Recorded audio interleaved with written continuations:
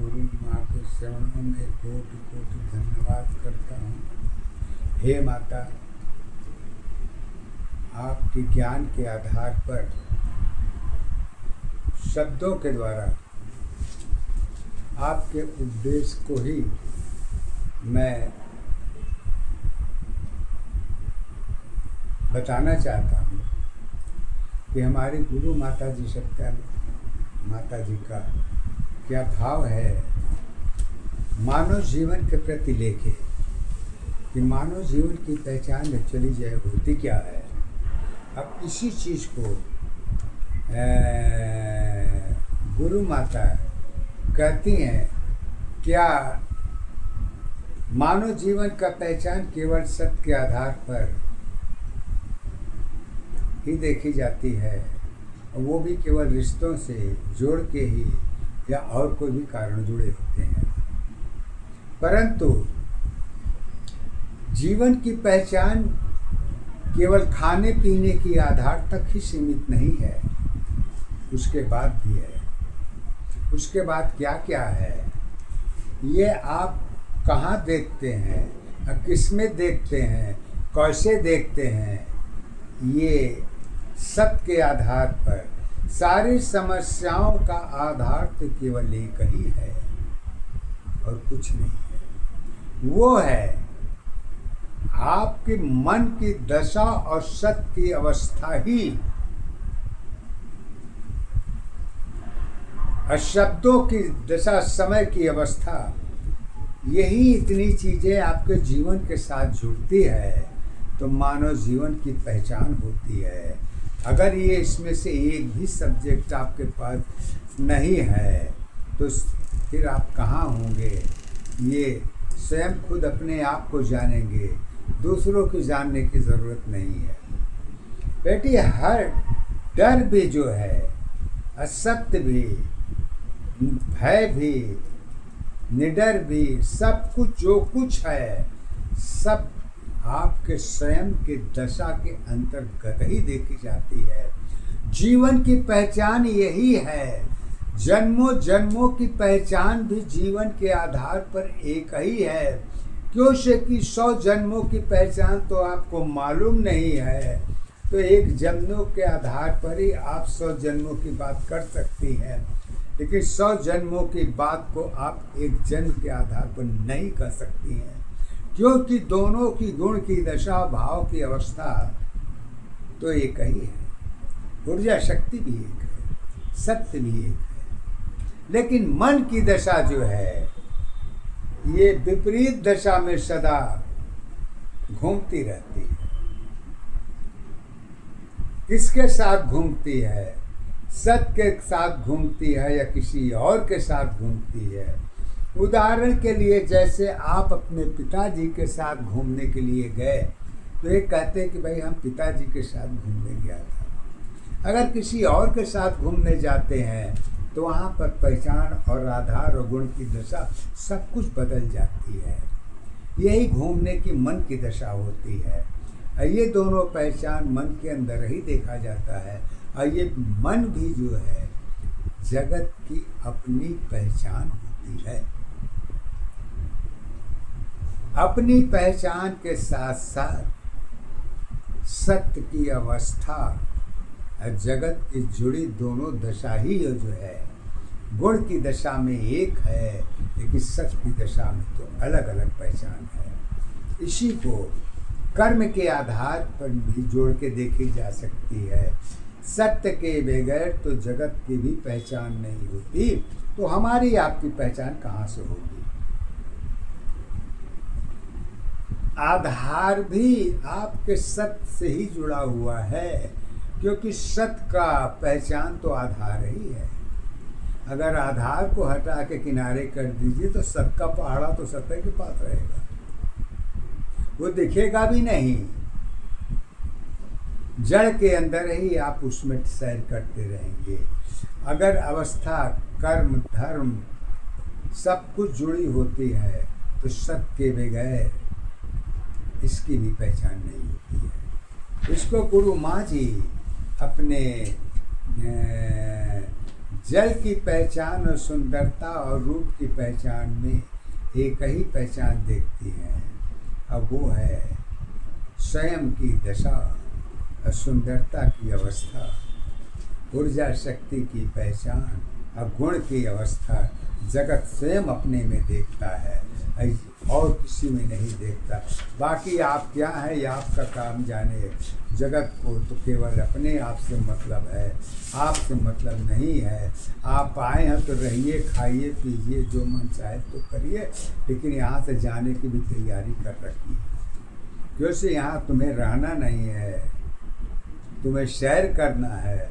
सैर करो और फिर यहाँ से हंसते रोते जैसी भी दशा मिले उस अवस्था के साथ आपको अपने जीवन का त्याग करना ही आपकी सत्य जीवन की पहचान है।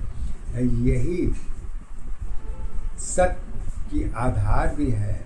सत्य की पहचान जीव जंतु की एक दशा के पहचान पर ही देखी जाती है। इसलिए गुरु माता जी हमारी बस सत्य के आधार पर, गुरु ज्ञान के आधार पर मानव जीवन की पहचान की शुरुआत कहाँ से करती है, इसको गुरु माता जी अपने पद के आधार पर और गुरु ज्ञान के द्वारा अपनी बात सत्य के आधार पर पद के द्वारा ही बता रही हैं। अब वो पद का आधार कहाँ है, कैसे है, किस तरह है, इसको गुरु माता जी कहती हैं अपने पद के आधार पर। जल तेरी आधार बनी है, जल तेरी आधार बनी है, जीवन की पहचान है।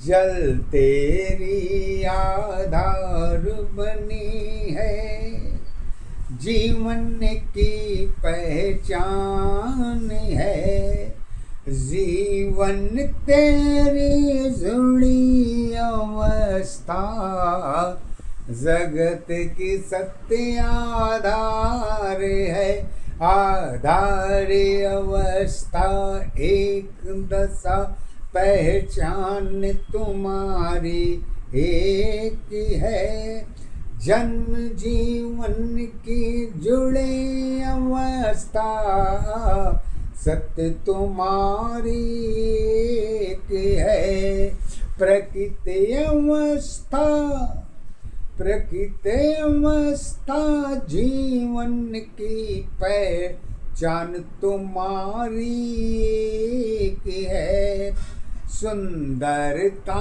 में रूप अवस्था सत्य तुम्हारी एक है, शक्ति की पहचान अवस्था गुण की सत्ताधार बनी, कर्म अवस्था जुड़ी दशा की जीवन की पहचान बनी, मानव जीवन सत्य अवस्था कर्मों की आधार बनी, आधार तुम्हारी कर्म अवस्था, पहचान तुम्हारी एक है, सत्य जीवन की जुड़ी अवस्था, सत्य तुम्हारी एक है। अगर आपकी जीवन एक है तो बाकी आपके पीछे जो खड़े हुए हैं वो क्या है? तो आप क्या कहेंगे कि भैया हमको पीछे से कोई मतलब नहीं है, हमको तो अपना देखना है। अगर आप अपने को पहचान देखते हैं तो स्वयं अपने को भी नहीं जानते तो पीछे की दशा कैसे जातेंगे? अपने को तो आप पहचानते नहीं, क्यों, कैसे? पहचान तुम्हारी जन्म दशा, आधार तुम्हारी क्या होगी? पहचान तुम्हारी जन्म दशा आधार तुम्हारी क्या होगी। सत्य की अवस्था पता नहीं है, सत्य की अवस्था पता नहीं है, गुण की अवस्था क्या होगी। यही अवस्था एक दशा की, सत्य तेरी आधार है। अब यही आपकी सत्यता की आधार है। लेकिन जब पहचान के अंतर्गत में आ जाते हैं तो जन्म की दशा भी खाली निकल जाती है। अब पहचान और कर्म की दशा ही आपकी जुड़ी रह जाती है और जन्म का पहाड़ा कहाँ है, वो जन्म के साथ चला जाता है। लेकिन जन्म का पहाड़ा साथ जाता नहीं है, वही आपके पहचान के साथ जुड़ा रहता है कि दो दशा के आधार पर एक की पहचान होती है। और एक की पहचान कहाँ पर होती है, जब आप उसको अपने पहचान के अंदर झांक के देखते हैं तो आपको केवल अपनी ही दशा दिखाई पड़ती है। अब वो अपनी दशा क्या है, ये स्वयं में आप देखिए, लोगों में क्या देखते हैं नहीं मालूम। स्वयं में कहते हैं सुंदरता पहचान बनी है, सत्य मेरी आधार बनी। सुंदरता पहचान बनी है, सत्य मेरी आधार बनी। आधार हमारी जीवन की पहचान अवस्था एक है। सुंदरता में रूप अवस्था, सत्य अवस्था एक है। अगुण की दशा तो अलग अलग है, रूप की क्या आधार है। शक्ति की अवस्था एक है, गुण की सत्ताधार है। कारण की अवस्था अलग अलग पहचान अवस्था क्या होगी। सत्य की अवस्था एक दशा की, जीवन की आधार है। यही अवस्था मानव जीवन, सत्य दशा आधार है। कहती हैं सत्य दशा तो आधार है, लेकिन जब आदमी केवल अपनी पहचान के अंतर्गत अपने कर्मों की दशा से जुड़ती है और वहीं तक सीमित भी रह जाती है, उसके ऊपर देखने की दशा नहीं रह जाती है, तो सीमित की दशा जब रह जाती है तो ज्ञान की दशा भी वहीं तक सीमित रहेगी जहाँ तक आपकी मन की दशा जुड़ी है। मन की दशा से ऊपर की पहचान आपकी नहीं होती है, तो आपकी जहाँ तक पहचान होती है आप उसी पहचान को ही आगे बढ़ा के अपनी बात करते हैं। कैसे कहती हैं, श्रृंगार तुम्हारी स्वयं की है, भक्ति की पहचान है। श्रृंगार तुम्हारी स्वयं की है, भक्ति की पहचान है। भक्ति में शक्ति की अवस्था, भक्ति में शक्ति की अवस्था जीवन की आधार है। यही अवस्था सुंदरता की तेरी ही पहचान है। पहचान अवस्था एक दशा, आधार तुम्हारी एक है। सत्य जीवन की कर्म अवस्था, धर्म अवस्था एक है। ये तो बात सत्य है। जब पहचान की दशा अपने आप में आ जाती है तो आगे पीछे की दशा का कोई पता नहीं होता। लेकिन जब आगे पीछे की ऊर्जा शक्ति जब सामने आपके सामने खड़े हो जाती है तो रात का तारा दिन में और दिन का तारा रात में दिखाई देने लगता है। कहती हैं कब कैसे किस अवस्था में, तो गुरु माता जी हमारी सत्य के आधार पर ही कहती हैं कि परिवर्तन में भक्ति तेरी रूप की सत्या धार है। परिवर्तन में भक्ति तेरी रूप की सत्याधार है। दशा तुम्हारी एक नहीं है, दशा तुम्हारी एक नहीं है, अनेकों की पहचान है। कारण की अवस्था अलग अलग, विश्वास अवस्था एक है। गुरु माता जी कहती हैं अगर कारण की अवस्था अलग अलग है तो विश्वास की अवस्था एक कहां से हो सकती है? बात भी सही है।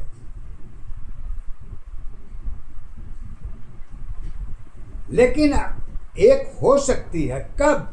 जब अपनी अवस्था की सीमित दशा के अंतर्गत में देखेंगे तब। लेकिन वो भी जब ज्ञान की दशा जुड़ेगी तब। अगर ज्ञान की दशा कारण की दशा पर नहीं जुड़ेगी तो पहचान की दशा भी खाली अवस्था में अलग ही अलग दिखाई पड़ेगी। और यही आपका सबसे बड़ा चेंजिंग पॉइंट आपका है।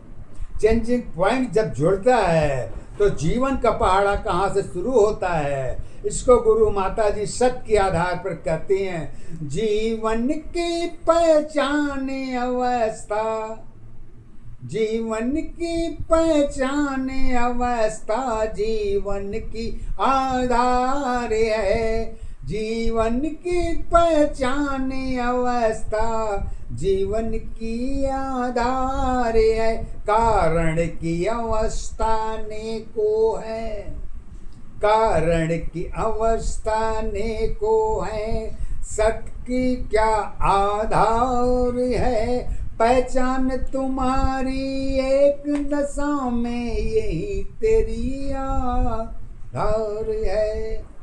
कहती हैं ज्ञान की दशा तो आपकी बस इसी दायरे में घूम रही है, उसके ऊपर की दशा तो आपको खुद नहीं मालूम है और नीचे का पहाड़ा को पढ़े चलते जा रहे हैं।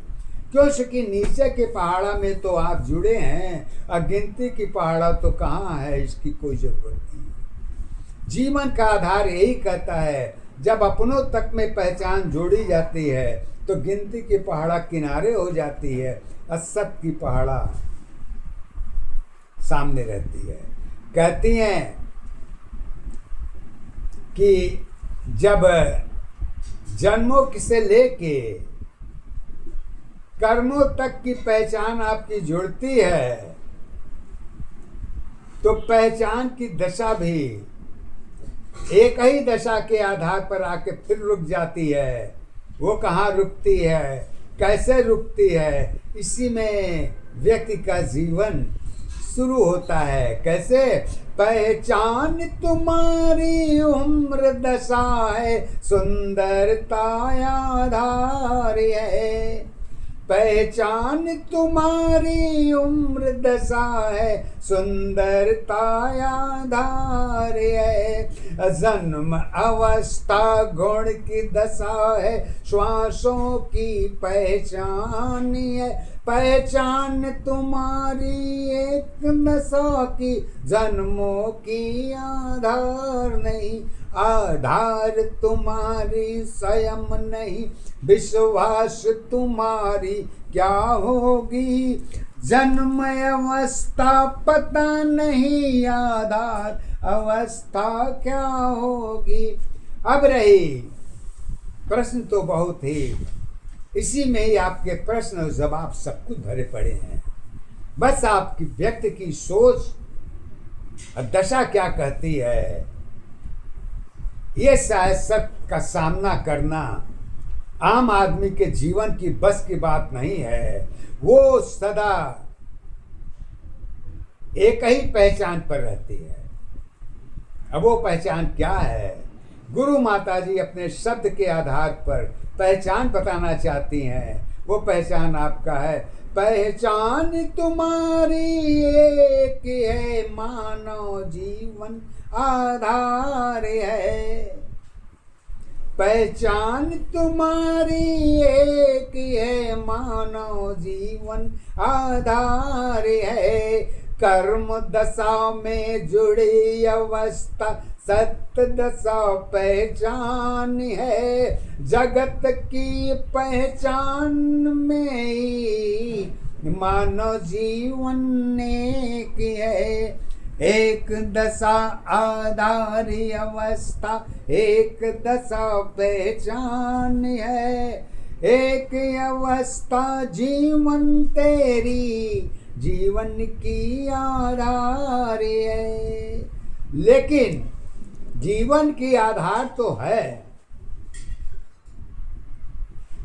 तो क्या आधार और जीवन ही आपकी सीमित अवस्था है कि उसके अंदर कुछ और कुछ भी भरा हुआ है? और जो भरा है वो तो दिखेगा नहीं, और जो दिखेगा उसको हजम कैसे करेंगी? ये प्रॉब्लम आपका बनता है। सत का नहीं है, न तो जगत का है, न तो कर्म का है, न तो धर्म का है। ये आपके गुण की दशा पर ही जो है कर्म की दशा देखी जाती है। जब कर्म की दशा देखी जाती है तो सब पैमाना बिल्कुल सामने आके खड़ा हो जाता है।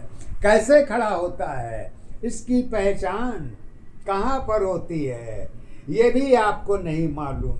किसकी पहचान होती कहाँ पर है? जब होती है तो अगल बगल झांकते हैं। क्यों कि पहचान की दशा तो आपको मालूम नहीं है, तो अगल बगल की दशा कहाँ पर देखेंगे?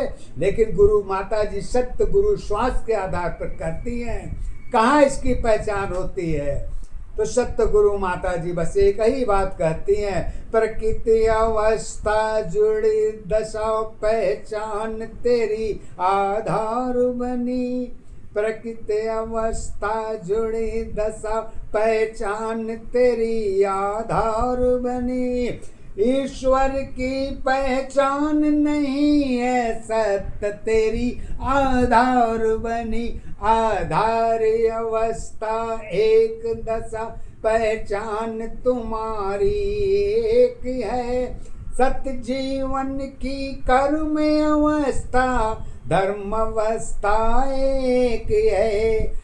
एक दशा आधार अवस्था एक दशा पहचान है। एक ही अवस्था जीवन तेरी जीवन की आधार है। मानव जीवन सत्य है, शिक्षा शक्ति आधार है। आधार तुम्हारी कर्मों में विश्वास तुम्हारी एक है। सत्य अवस्था जन्म दशा की पहचान तुम्हारी एक है। मानव जीवन सत्य अवस्था कर्मों की आधार बनी। मानव जीवन सत्य अवस्था कर्मों की आधार बनी। ज्ञान अवस्था कर्म दशा में, ज्ञान अवस्था कर्म दशा में कर्मों की पहचान बनी। ज्ञान अवस्था कर्म दशा में कर्मों की आधार बनी। यही अवस्था एक दशा की सत्य यही पहचान बनी। पहचान अवस्था एक दशा आधार तुम्हारी एक है। सत्य जीवन की कर्म अवस्था धर्म तुम्हारी एक है। कहती हैं एक तो है, लेकिन इसका रास्ता क्या है कि हम एक को सही रास्ते पर ले जाएं। और सही भी है, माता पिता अपने बच्चों को ज्ञान देते हैं तो सही है देते हैं, लेकिन सही की पहचान जब माता पिता को ही नहीं मालूम है तो बच्चे को कौन सा पहाड़ा पढ़ाएंगे? ये तो स्वयं माता पिता जाने, बच्चे से क्या मतलब है। बच्चा का जो इच्छा होगा वो करेगा।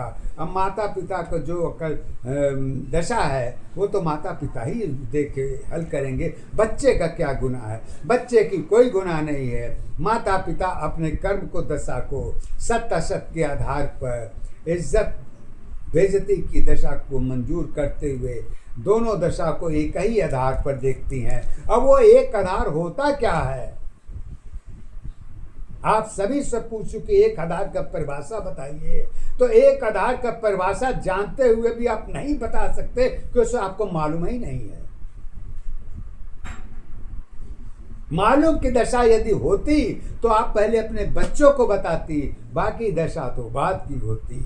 तो लीजिए सर, गुरु माता जी हमारी कहती हैं सत्य गुरु श्वास के आधार पर एक ही दशा में बताई जा सकती है। अब वो दशा केवल एक है, हजार नहीं है, वो आपके पास है, बस उसको स्वयं में देखने की जरूरत है। वो कहती हैं भक्ति की पहचान तुम्हारी मन की सत्ताधार है, कर्म की पहचान तुम्हारी ईश्वर की आधार नहीं, आधार अवस्था एक दशा पहचान तुम्हारी एक है, सत्य जीवन की कर्म अवस्था धर्म तुम्हारी एक है, ज्ञान विज्ञान शब्द अवस्था सत्य की पहचान है, जीवन की पहचान में शक्ति